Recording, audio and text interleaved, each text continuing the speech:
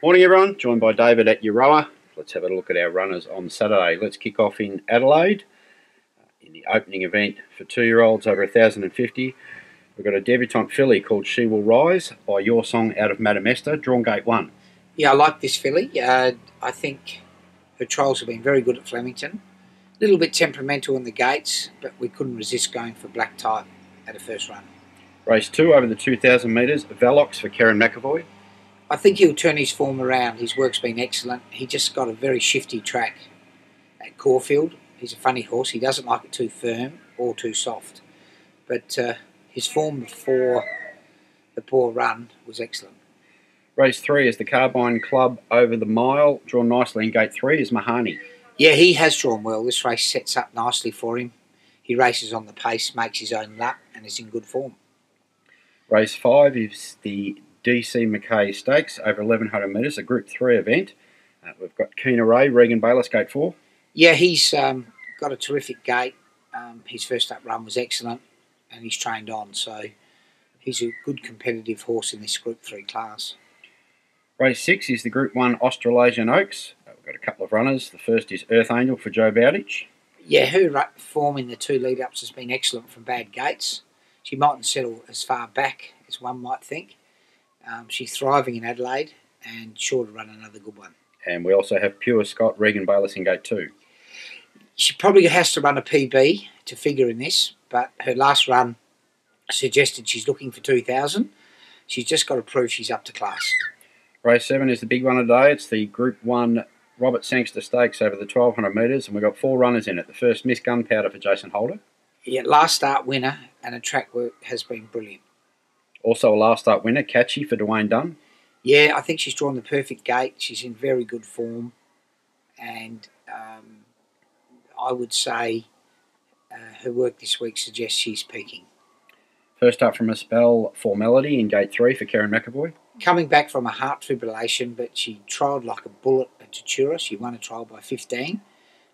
Quality filly, who from that gate should get all the favours and always runs well when she's in the right race. Not drawn well is Tulip from gate 18 for Regan Bayless. Yes, she came out of Sydney with some ulcers. We've got on top of them. She's thriving now. Her track work controls have been excellent in private, and she'll be ridden patiently and produced late. First time in blinkers, so expect a much better run. Race 8 is the Group 2 Queen of the South Stakes over the mile. Sebring Dream for Damien Oliver, gate 13. In form mare, goes well for Ollie, has got a good record on her. Was very impressive on Anzac Day at Flemington, and hopefully she can hold her form and get some well-deserved black type. Back to Flemington in the opening event on the program over the 1,100 metres for the 2-year-old fillies. We've got Yulong Mercury for Jordan Childs. Yeah, I think this filly's first run, she pulled up shin sore, but she seems to have come back very well. Race 2 over the 2,800 metres, 2 runners. We've got Sin to Win for Corey Parrish. Yeah, I like Sin to Win. Another 50 yards the other day, won, and I think he's much better with the blinkers off. And we also have Charlevoix for Jai McNeil.